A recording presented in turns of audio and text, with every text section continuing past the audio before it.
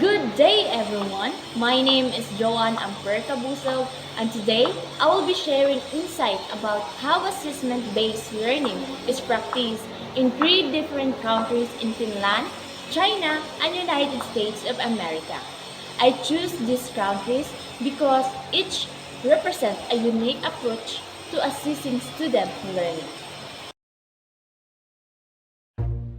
红色是表示你的专注力显示的很高， Teachers at this primary school in China 蓝色是走神了， know exactly when someone isn't paying attention. 白色就是你可能跟网络还没有连接好。 These headbands measure each student's level of concentration. The information is then directly sent to the teacher's computer and to parents.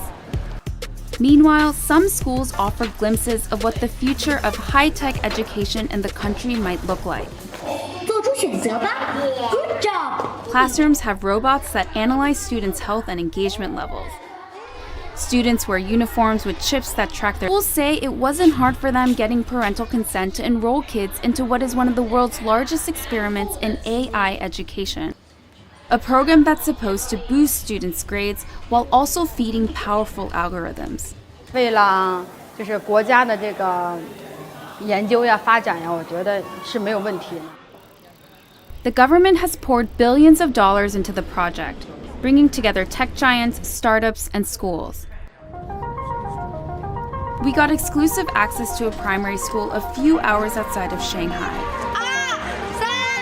同学们早上好。 To see firsthand how AI tech is being used in the classroom. For this 5th grade class, the day begins with putting on a brainwave sensing gadget. Students then practice meditating. 现在，想象我们眉心有一点柔和的光芒绽放。 The device is made in China and has 3 electrodes, 2 behind the ears and 1 on the forehead. These sensors pick up electrical signals sent by neurons in the brain. The neural data is then sent in real time to the teacher's computer. So while students are solving math problems, a teacher can quickly find out who's paying attention and who's not. 说明这段时间他是有点在那走神的。 A report is then generated that shows how well the class was paying attention. It even details each student's concentration level at 10-minute intervals. It's then sent to a chat group for parents. 就是他可以看到每个人的评分。 The reports are detailed, but whether these devices really work and what they exactly measure isn't as clear. 红的是很集中的。对。 We were curious if the headbands could actually measure concentration, so one of our reporters tried on the device. 但我没有感觉自己特别集中。不是，就是控制，它就是靠你的意念。 This is a new technology. Despite the chances for false readings, teachers told us the headbands have forced students to become more disciplined. 上课回答我的问题，就是他们的声音会比平常更响亮。 Teachers say the students now pay better attention during class, and that has made them study harder and achieve higher scores. 上课认真听讲，作业做的基本上是全对的。 But not all students are as enthusiastic.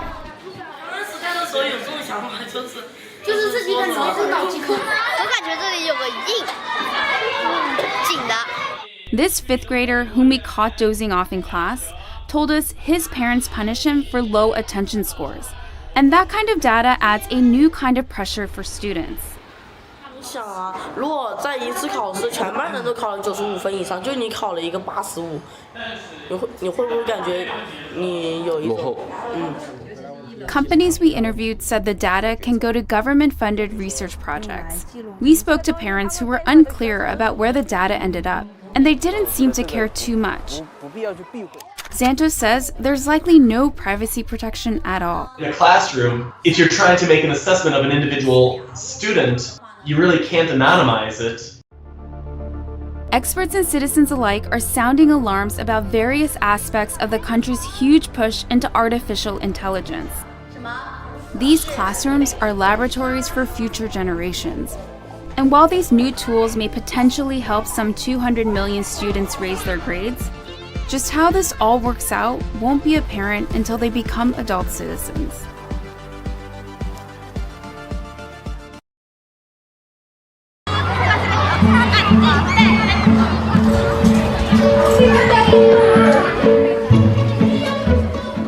It's 8 a.m. on a cold morning in the suburbs of Helsinki, and these primary school children are getting ready for class.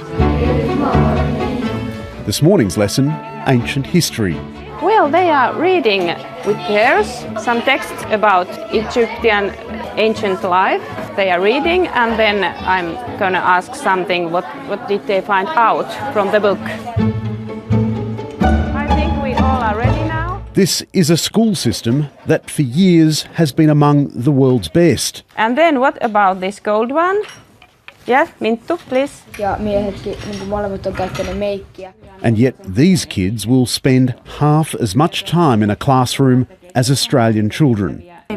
In Finland, it's individual teachers who decide how the curriculum is taught, including how much technology should feature in their classrooms.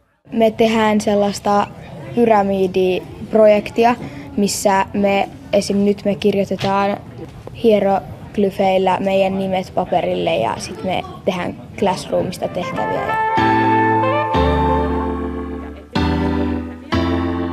11-year-old Minttu Latomaki asks to leave class to work at the school's own student-run cafe. You can go. Yeah, that's okay. Shut your books down.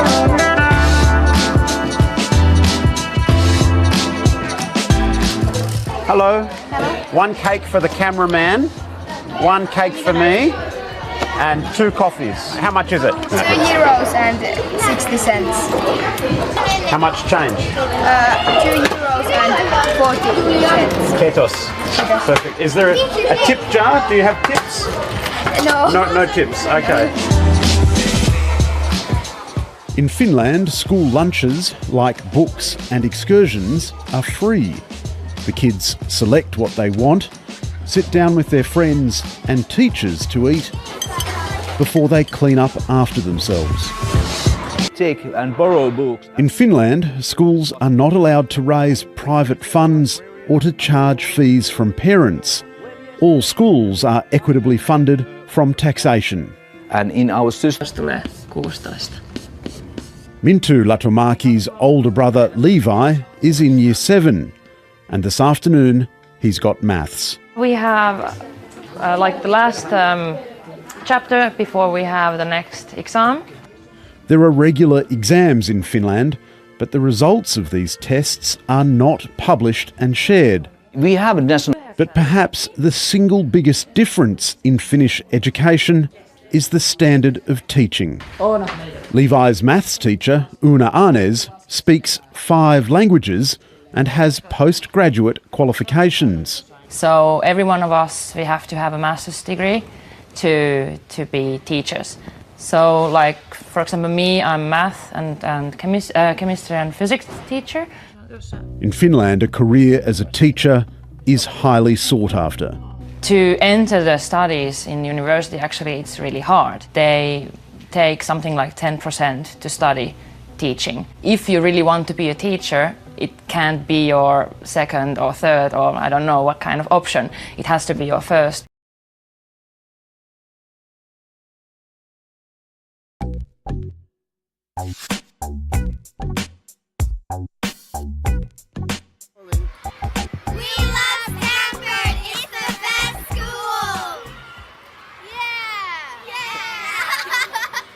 Hi, I'm Kara. I'm in grade 5 and I love my teacher, Miss Karada. All the other teachers in the elementary school are great too. The greatest strength at Stanford, absolutely, I think, is the dedication of the teachers. And I think that we are all so passionate about what we do. The teachers here are doing the best that they can to make sure that each child gets a quality education. I think it is an inquiry-based school. We do have the PYP. I really believe in inquiry-based teaching learning.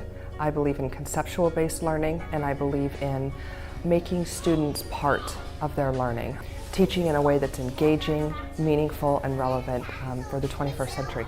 This school has really pushed me in terms of differentiation. Instruction is based towards students' individual needs, Bringing in the math assessments is new to me, and just really looking at the whole child in terms of their education. At Stanford in fall and spring we administer the NWEA MAP test, which stands for Measures of Academic Progress, and it's a standardised test which is unique and fairly progressive, I think, in that as each child takes the test adjusts to their level of ability. The benefits of that are at the end of the testing we have quite individual data on students, which is fantastic for our teachers to be able to personalise and individualise learning using that data. I decided to come to Stanford because of all of the technology that is available at this school, and I thought it would be a good experience for myself and for my future students. My students use technology in the classroom every day. I find it to be quite incredible that grade 1 students are able to do the things that they can do on their iPads and make presentations and work on assignments independently without a lot of assistance from me, just guidance. I really like also the holistic approach we have to education, so we're not just focusing on academics, though that's a huge part. We have the Second Step program that we implement, which is the social emotional program where we discuss things like empathy and social interaction, interpersonal relationships. And we have the IB learner profile too, that we're always encouraging our kids to be, principled, balanced students. So there's the academic piece, but then there's several other things going on at the same time.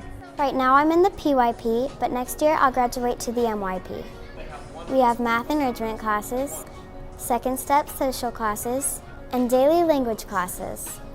In addition, we have specialist classes like drama, physical education,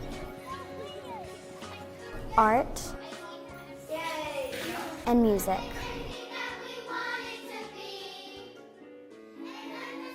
Here at Stanford, every day is active and exciting, and I love coming to school.